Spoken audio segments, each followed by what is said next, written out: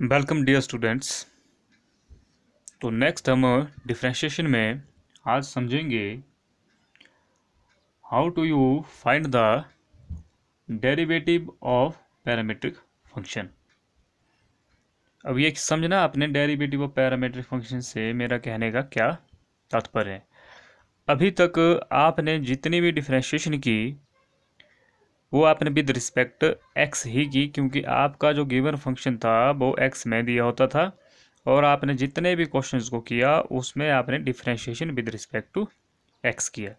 अब क्या हो जाता है कि माइंड अब सेट हो जाता है कई बार कि हमने जो है differentiation with respect to x ही करनी है और differentiation with respect to x ही होती है, ऐसा बच्चों के माइंड में सेट हो जाता है। अब उस माइंड सेट से थोड़ा हमने बाहर निकलना है। ठीक है जी। अब ये क्या समझे आप, डेरिवेटिव ऑफ पैरामीट्रिक फंक्शन। अब देखिए यहाँ शब्द एक पैरामीट्रिक, ठीक है जी। साथ में इसको हम चेन रूल भी कहते हैं। अब क्या समझ चेन रूल से, तो कैसे अब आप इनको सॉल्व करेंगे क्वेश्चन के साथ हम समझेंगे। अब देखिए जैसे आपके पास एक्सरसाइज 5.6 है, यहाँ से हम प्रॉब्लम भी सॉल्व करेंगे और ये भी समझेंगे पैरामीट्रिक क्या चीज़ है। अब देखिए आपके पास क्वेश्चन है, if x is equal to sine cube T upon under root cos 2t। इसको ध्यान से देखिए। और नेक्स्ट जो है y is equal to cos cube T upon under root cos 2t। इस टाइम x भी फंक्शन है और y भी क्या है, फंक्शन है। अब सोचो डिफरेंशिएशन विद रिस्पेक्ट टू क्या होगी और निकालना क्या, साथ में ये जरूर पढ़ना है, समझना है। Find d Y upon D x. निकालना आपको d Y upon D x ही है। अभी तक आपने जितनी भी चीज़ें की d Y upon D x ही निकाला, क्योंकि हम गिवन फंक्शन को वाई मानते थे और differentiation with respect to X चलती थी और D Y upon D X आता था। लेकिन अभी D Y upon D X आपने निकालना है, लेकिन एक्स ही अपने आप में अभी फंक्शन है। अब ध्यान से देखिए, एक्स और वाई दोनों क्या है, फंक्शन है। और दोनों फंक्शन किस में दिए हैं, टी में दिए है। तो यही जो टी यहाँ पे लेटर है जिसके रिस्पेक्ट हमने डिफरेंशिएशन करनी है, इस टी को हम पैरामीटर भी बोलेंगे या फिर कनेक्टिंग वर्ड भी आप इसको बोल सकते हैं। टी जो है एक्स और वाई दोनों के बीच में क्या करेगा, पैरामीटर का काम करेगा। मतलब ये दोनों एक्स और वाई को जोड़ने का काम करेगा। यहाँ पे जो डिफरेंशिएशन होगी, ध्यान दे इस चीज़ पर, ज़्यादा ध्यान दे। डिफरेंशिएशन बच्चे क्या करते हैं, यहाँ विद रिस्पेक्ट टू एक्स यहाँ पे भी लिखना शुरू कर देते हैं। यहाँ पे डिफरेंशिएशन होगी विद रिस्पेक्ट टू टी। काम वही होगा जैसी डिफरेंशिएशन होती वैसे ही होगी, रूल भी वही लेंगे, फॉर्मूलाज भी वही है, कोई नया नहीं है। जो आपने सीखना था, लर्न करना था, वो आप सब कुछ लर्न कर चुके हैं। लेकिन यहाँ पे जो माइंडसेट हमारा हो जाता था कि भाई एक्स के अनुरूप ही डिफरेंशिएशन करनी, उसको थोड़ा चेंज करना है। तो ये जो फंक्शन हमारा किस में दिया है, टी में दिया है, तो डिफरेंशिएशन भी क्या होगी, विद रिस्पेक्ट टू टी। निकालना क्या है, d Y upon D x ही निकालना है।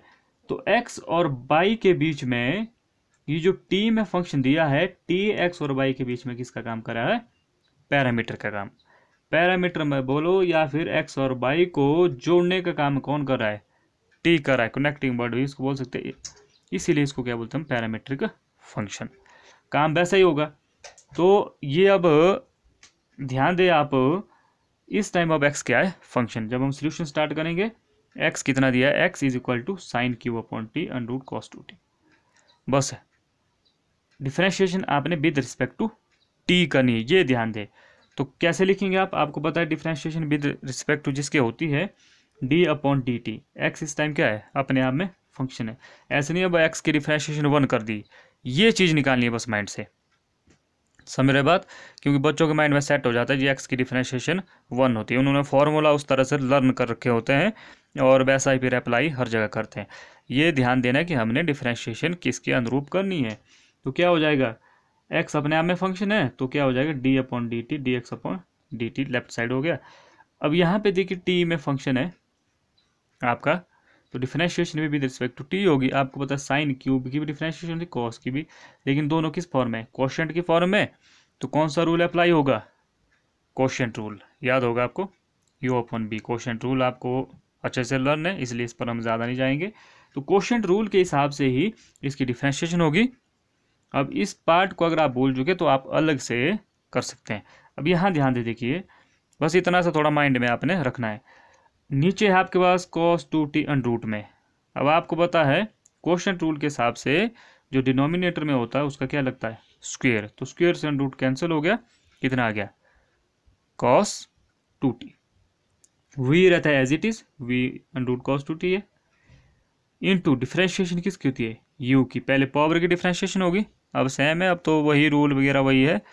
बस ये ध्यान दे कि t की जगह आप कहीं x ना लिख दे। तो याद रहे सवाल आपका t में चला है तो t में ही चलेगा, तो x ना लिखे, इस बात का ध्यान रखें। पहले पावर की डिफरेंशिएशन हुई तो 3 sin स्क्वायर t आ गया, उसके बाद साइन की डिफरेंशिएशन हुई तो cos t आ गया।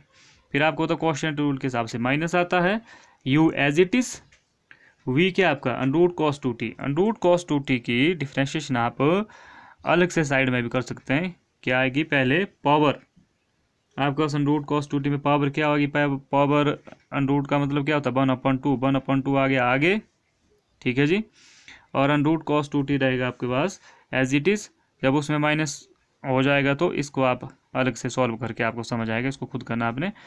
तो आपके पास 1/2 में जब एक माइनस करेंगे तो माइनस में आएगी, माइनस में हटाने के लिए उसको कहाँ ले जाना पड़ेगा, माइनस को हटाने के लिए डिनोमिनेटर में। फिर cos 2t की डिफरेंशिएशन होगी माइनस sin 2t, उसके बाद 2t की कितनी डिफरेंशिएशन होगी 2, 2 से 2 कैंसिल हो गया। और यहाँ पे आपको देखिए ये वाला फंक्शन और ये वाला आपस में माइनस करने पड़ेंगे, एलसीएम कितना आएगा under root cos 2t। Under root cos 2t से जब अंडर रूट cos 2t को आप मल्टीप्लाई करेंगे तो कितना आएगा cos 2t।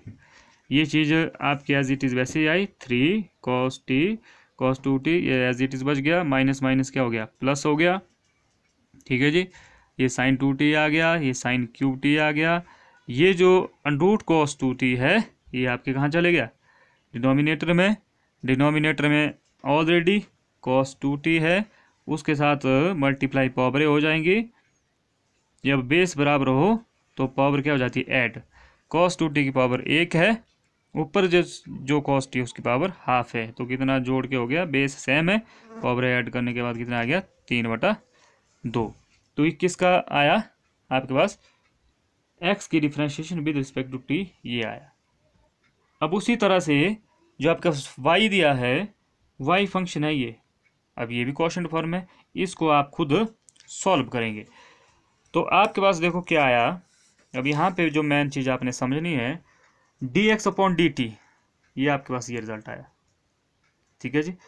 और dy/dt उसको आप खुद सॉल्व करेंगे, लेकिन निकालना क्या है dy/dx। इसको हम चेन रूल भी कहते हैं। देखो dy/dx बराबर है dy इंटू dt/dx। फिजिक्स में इस तरह का है, लेकिन मैथमेटिक्स की बड़ी इजीली इसको समझ सकते हैं आप। ये चेन रूल आता कैसे है, सिंपल है, dy/dt का जब इसको आप सॉल्व करके यहाँ आंसर आएगा, dx/dt का यहाँ।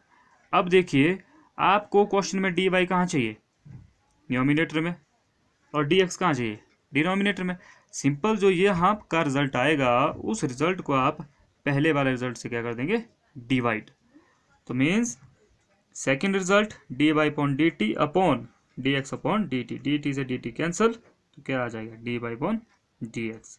तो कहने का मतलब है differentiation with respect to t होगी, बाद में दोनों की जो डिफरेंशिएशन आएगी x और y की, उनको आपस में एक दूसरे को क्या करेंगे, डिवाइड करेंगे। डिवाइड करके जो आएगा वो रिजल्ट होगा, इसको आप खुद करेंगे।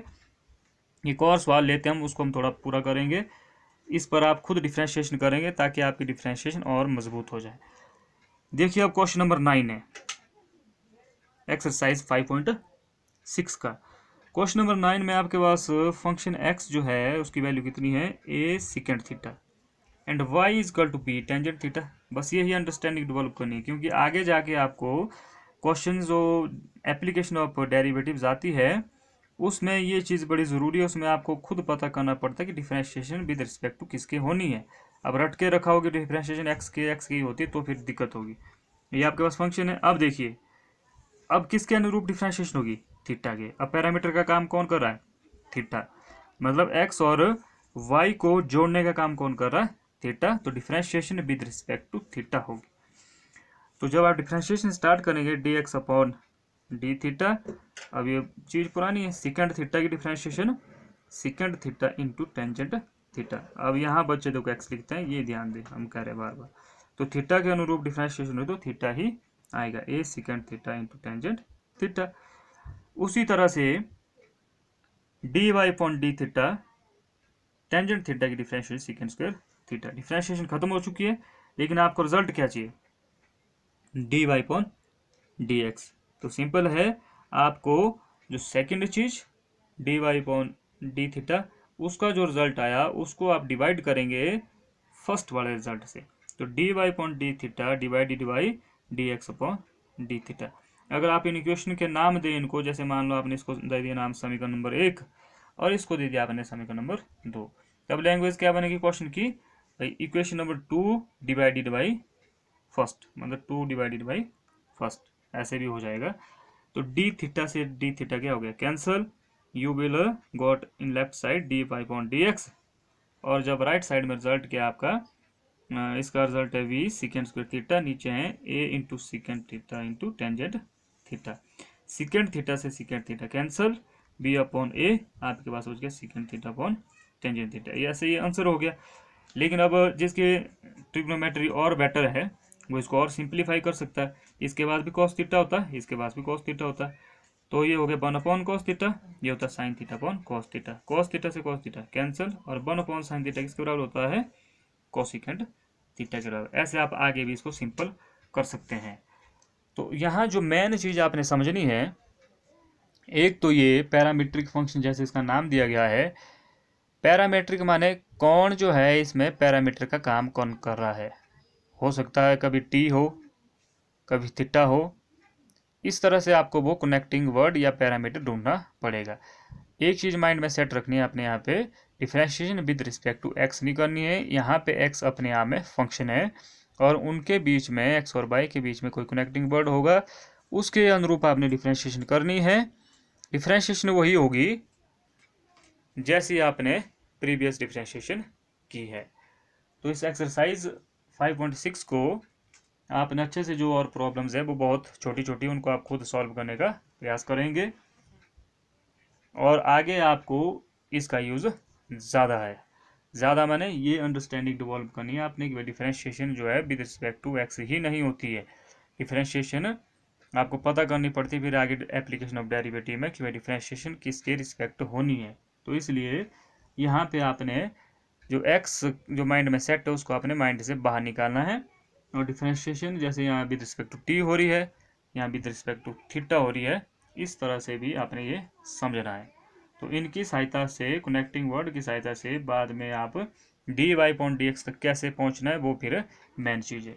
D X upon D T का जो रिजल्ट आया, फिर D Y upon D T का जो रिजल्ट आया, मतलब सेकेंड डिवाइडेड बाई फर्स्ट, या फिर आपने इसको पहले सॉल्व किया हो, मान लो आप इस वाले को पहले सॉल्व कर दें तो फिर क्या होगा, तो तब भी फिर फर्स्ट डिवाइडेड बाई सेकंड। तो ये फर्स्ट स्थान पे हो गया, ये क्या किया आपने सेकंड पे किया। तो ये थोड़ा आपने ध्यान रखना है, ये मेन चीज़ है यहाँ पे। तो और जो इससे सिमिलर प्रॉब्लम है 5.6 की, वो आपने खुद सॉल्व करनी है।